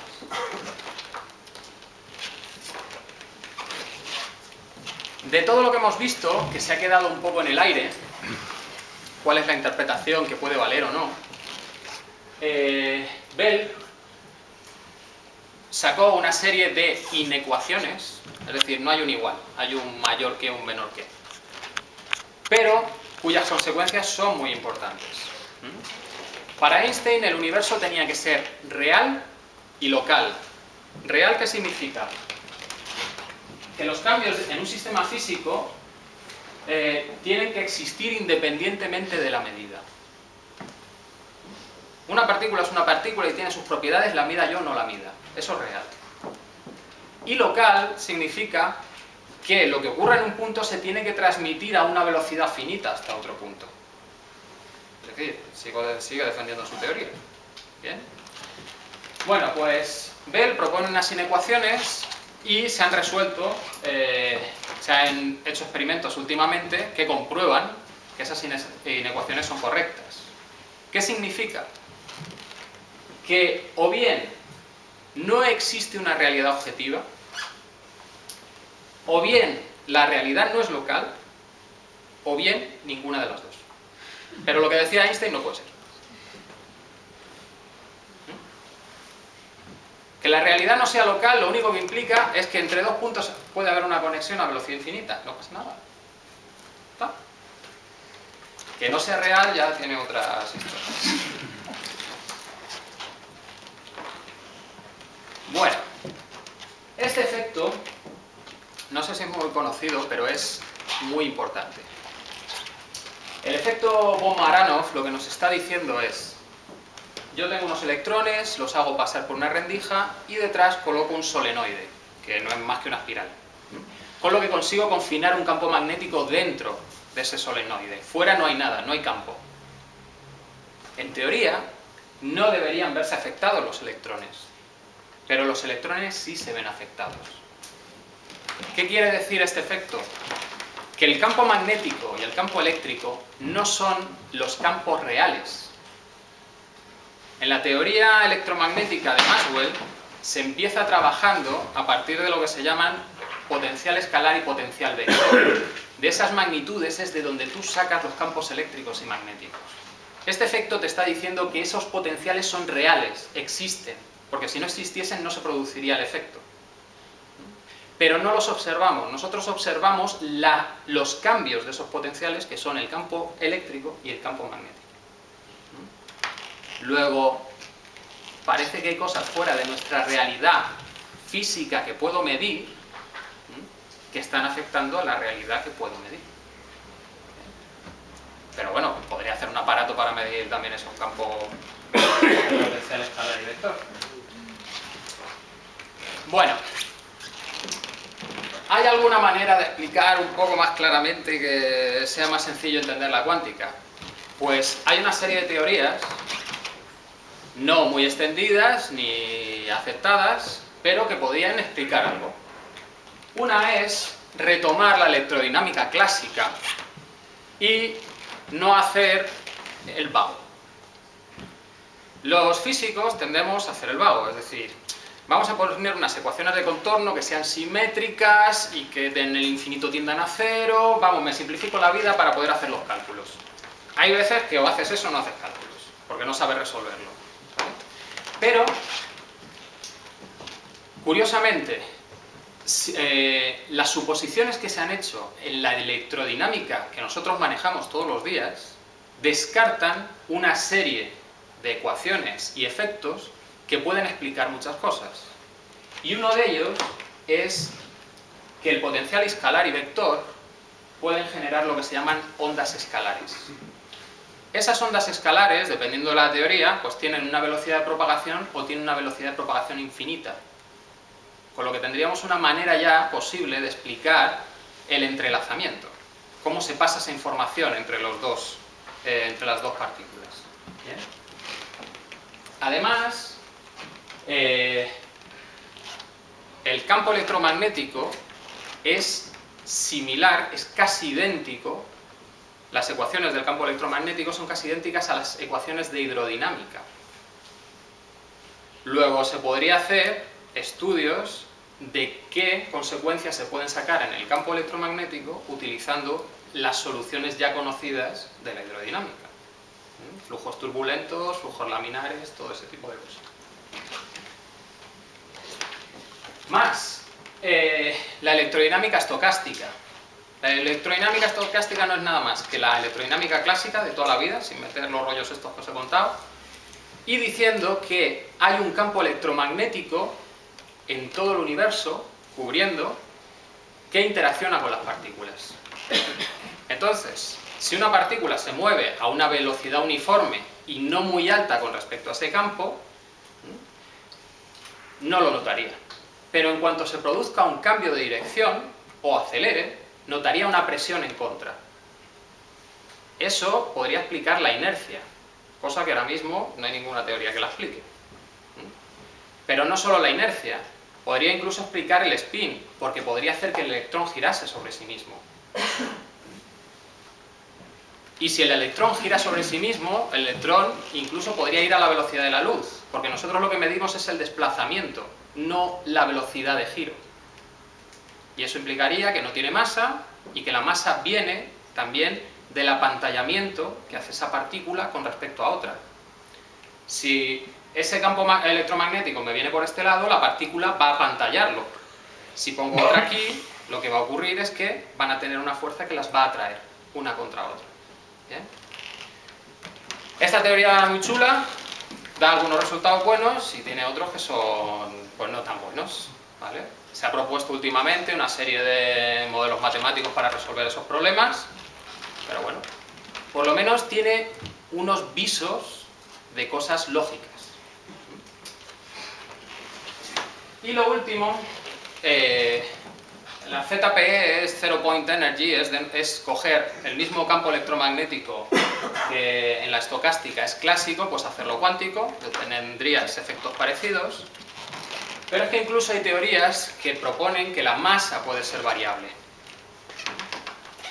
Y con esa masa variable ya la liamos del todo en el universo, porque los efectos Doppler pueden no ser debidos a las velocidades, sino que las masas sean más pequeñas y entonces las distancias en el universo ya no son las mismas, de todo. Pero hay observaciones últimamente en las que se comprueba que los espectros de ciertos elementos del espacio no corresponden con los espectros de los elementos medidos en la Tierra. O sea que posibilidades puede haber. Bien, y de todo esto que os he contado de la cuántica, ¿a mí en mi vida me afecta para algo? Bueno, pues aparte de que nuestros átomos estén en su sitio y que podamos vivir debido a los efectos cuánticos, pues un efecto cuántico es la semitransparencia. Cuando tenemos una superficie que deja pasar la luz y otra parte la refleja, hay un porcentaje de luz que se refleja. ¿Bien? Eso, clásicamente, tú dirías, bueno, pues no pasa nada, un porcentaje, pues unas cuantas rebotan y tal. Sí, pero cuando reduces la luz a un único fotón, también se produce ese porcentaje. Lo que significa que ese fotón está interaccionando consigo mismo. Que la propiedad es básica de esas partículas. La radioactividad también es un efecto cuántico. El microscopio de efecto túnel utiliza el efecto que hemos visto antes.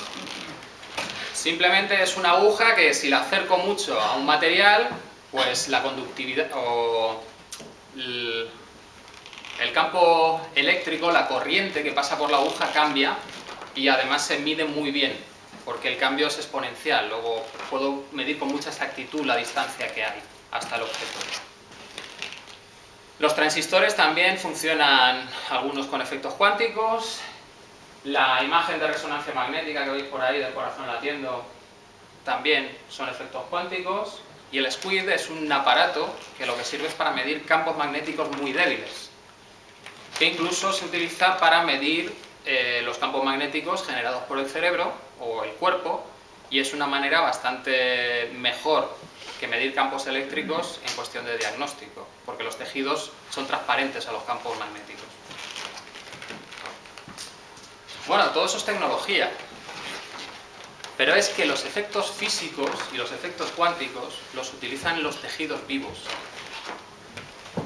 En 1945 se descubrió que los huesos tienen el efecto piezoeléctrico. Por andar se están generando corrientes en nuestros huesos y eso ayuda a que se fije el calcio.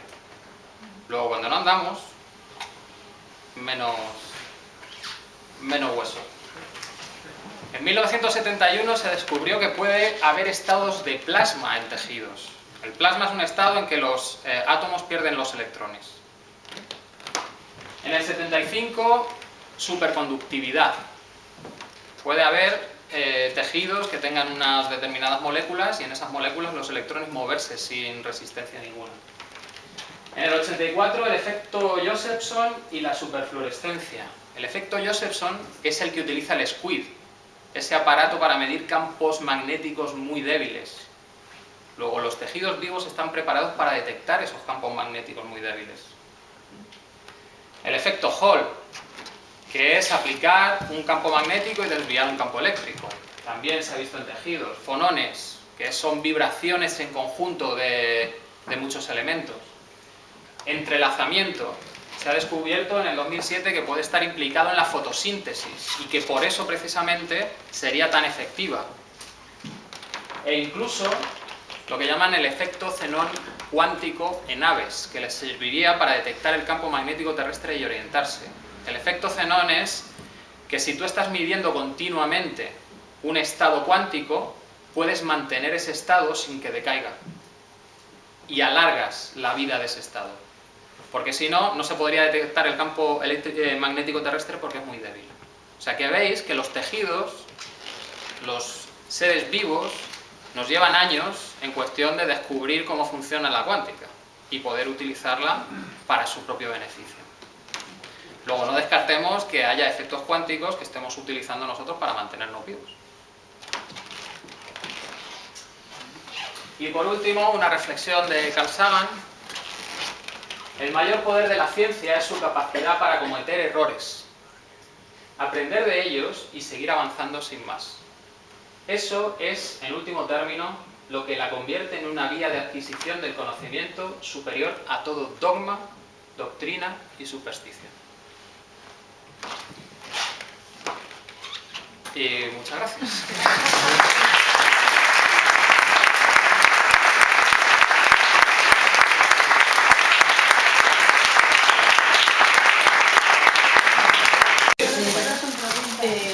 Yo, relacionado con esta conferencia tan buena que nos has dado, no puedo hacerte ninguna pregunta directamente porque mi preparación en física no me lo permite. Pero sí quería que me aclararas si puedo. Tú sabes que hoy día hay muchos detractores del microondas casero que tenemos.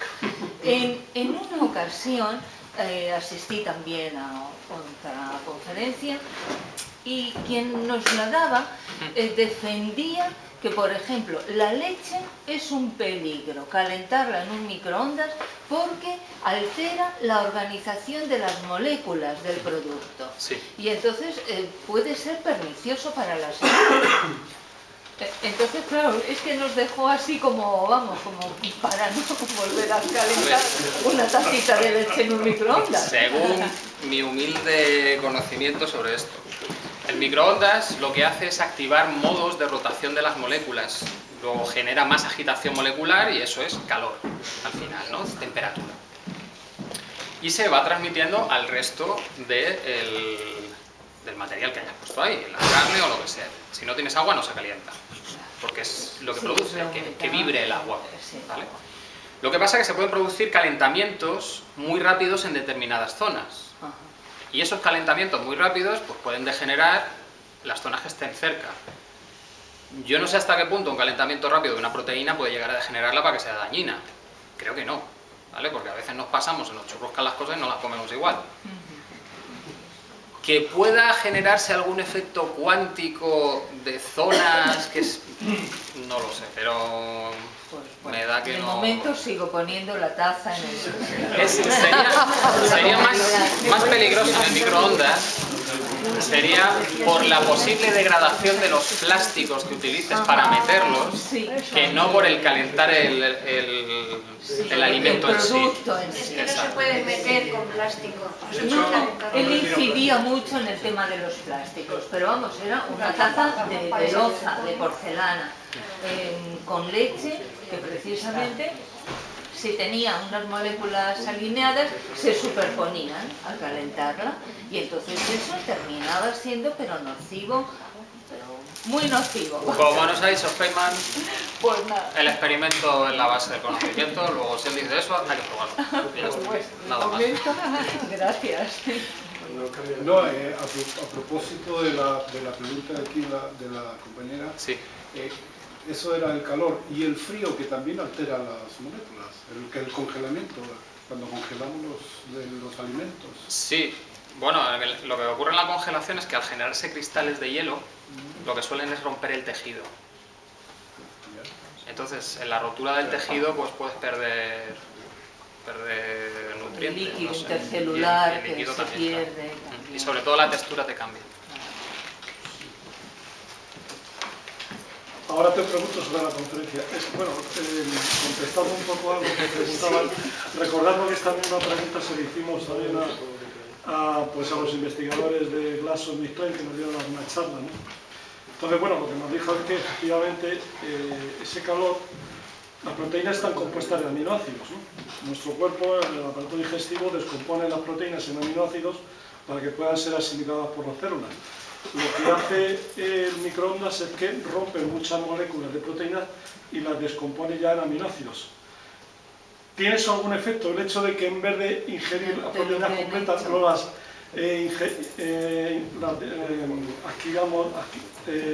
adquirir ya troceadas. Pues de momento no, parece que no, pero tampoco se puede descartar que en el futuro pueda tener algo. Eso es bueno lo que yo sé. Ya solamente sobre el tema. Con respecto a la conferencia tuya, que me ha parecido estupenda y muy completa, además te felicito porque ha sido verdaderamente completa, muy difícil de sintetizar. Quería preguntarte sobre esas últimas teorías que podían explicar los efectos cuánticos. Yo entiendo que son teorías del género de las teorías de cuerdas, es decir, que no se pueden catalogar como teorías porque no proponen ningún experimento que pueda demostrar si son verdad o son falsas. No, en este caso sí que es posible hacer experimentos. Porque, por ejemplo, si no he entendido mal, alguna de ellas se habla de que las ondas escalares pueden ir a más velocidad de la luz, ¿no? Sí.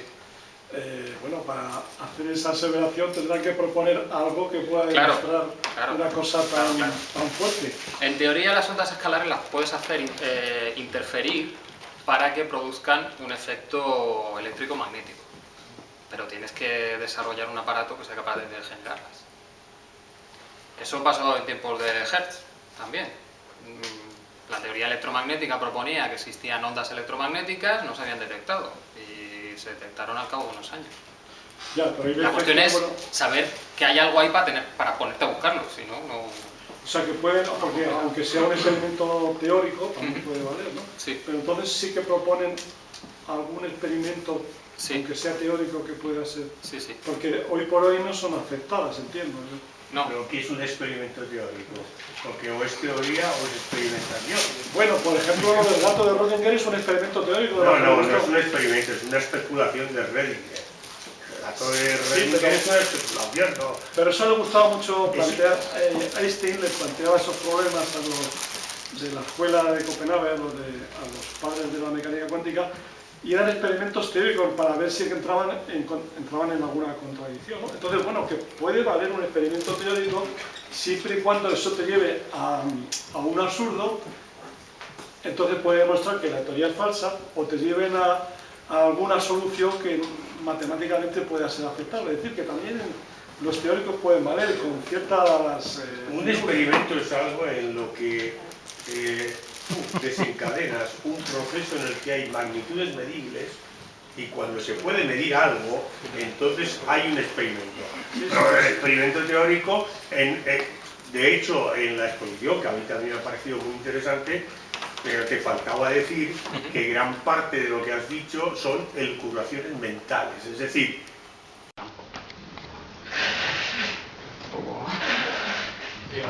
Hace 15 días leí en una revista Madrid +D la noticia de que se había hecho un experimento basado en un tratamiento cuántico en que una partícula tenía un efecto sobre el pasado. Es decir, una partícula conoce sobre el pasado. Sí. No lo acabo de... No sé si lo habrás leído, lo has leído. A ver, hay teorías cuánticas que proponen que las partículas pueden tener un paquete de ondas dirigiéndose al futuro y otro paquete de ondas dirigiéndose al pasado. Luego, las partículas están en interacción continua y, bueno, imaginarlo es un poco complejo, ¿no? Pero ahí no te puedo decir mucho más.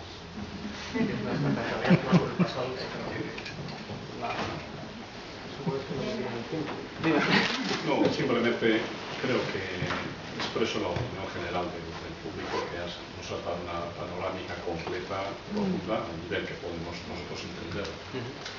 No obstante, hay unos aspectos que sí me interesan resaltar. Y uno es lo que ahora dicen los científicos, la irrazonable capacidad de la matemática para explicar la naturaleza. Y ahí he puesto el ejemplo tan bonito de la renormalización, ¿verdad? Que, digamos, la suma de infinitos términos, muy sencillos de expresar, que cualquier chaval de bachillerato diría que la suma de infinitos términos es infinito. Bueno, los matemáticos, desde el siglo XVII, desde Euler, saben que se pueden sumar infinitos términos y dar una cantidad que suele ser menos un tercio, ¿verdad? Típica conocida de los spin, la carga, etc. Entonces, vamos a ver.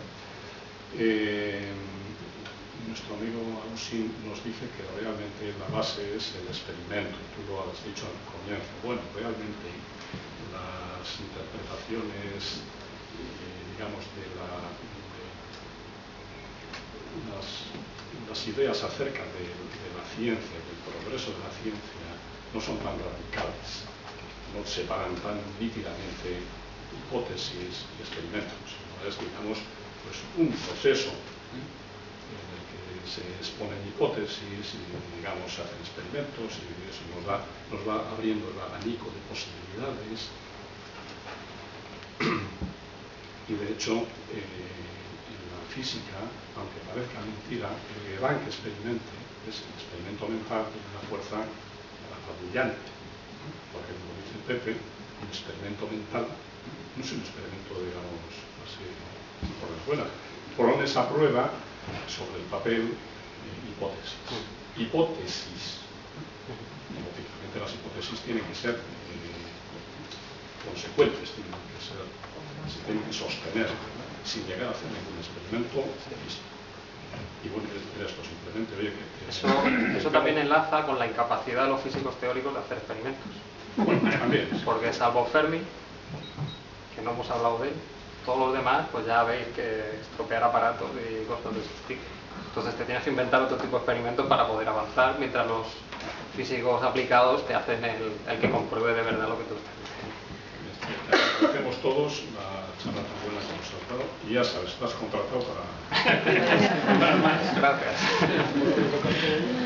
Para realizar el rizo, Paco, Sí. que ya esto, lógicamente, estamos en relaciones, con lo cual, y como ha habido algunos excursos ahí que te has metido con Heinstein, que se dedicaba más a la alquimia que a la física, y con Pauli, que si le dio por la parapsicología, y por último, las buenas y malas gentes, una de las novedades que yo he visto que aporta también la teoría cuántica es que intenta al menos que haya una aproximación entre lo que es el conocimiento científico, si como tal entendemos la física, la matemática, aquello que se puede experimentar, con, yo no lo diría religión en cuanto a sistema de creencias, doctrinas y rituales que se practican, sino referido sobre todo a la consciencia, al interior del hombre, a lo subjetivo frente a lo objetivo que sería la ciencia, ¿no? Entonces, si precisamente estamos hablando de cuántica, es porque en la historia ha habido esa confrontación permanente entre lo uno y lo otro. Sin embargo, de estos filósofos que has nombrado y de estos físicos que has nombrado, entre los que se mencionan a Einstein y se menciona a Heisenberg y se menciona a Planck y se menciona a Hegel y a Kant, son declarados místicos en ese sentido de la unión con la totalidad. Por lo tanto, ese enfrentamiento, ese conflicto que hasta ahora parecía que había entre fe y razón, entre materialismo histórico y lo otro, por la metafísica, por aquello que va más allá de la física, aquello que está dentro del interior de la persona humana, parece que la teoría cuántica está llegando también, si no a una disolución del conflicto, pero sí a una aproximación entre una cosa y otra. Eso depende mucho del físico. Hay corrientes y no son las más extendidas, las que intentan aunar física con consciencia, con el resto. Al final es tema también de especulación, salvo que te pongas a hacer experimentos.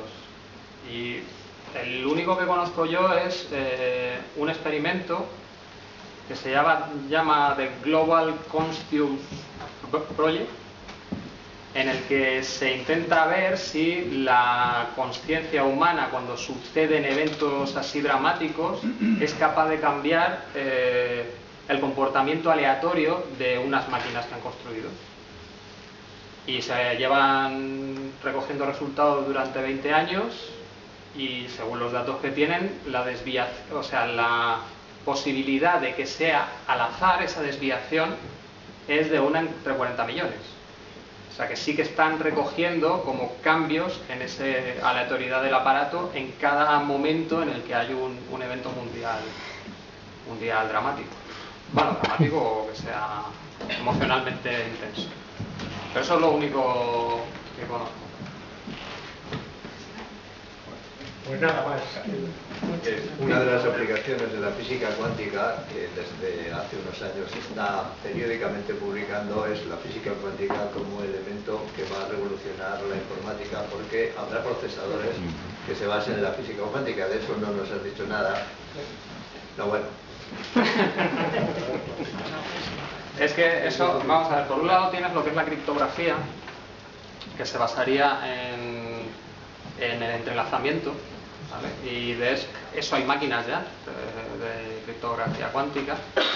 Y por otro lado tienes lo de los ordenadores cuánticos. Ya en ese tema estoy poco versado. Pero ves que, desde el punto de vista de la física, simplemente ves que eso es desarrollable.